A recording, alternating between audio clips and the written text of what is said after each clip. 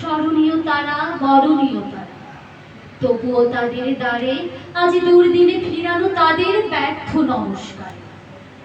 আমি যে দেখেছি গোপনে হিংসা কপট রাত্রি ছেয়ে হেরেছে নিঃসহায়ে, আমি যে দেখেছি প্রতিকারহীন শক্তের অপরাধে বিচারের বাণী নীরবে নিভৃতে কাঁদে। আমি যে দেখলাম করুণ বালক উন্মাদ হয়ে চোখে, কি যন্ত্রণায় মন্ত্রী পাথরে নিষ্ফল মাথা,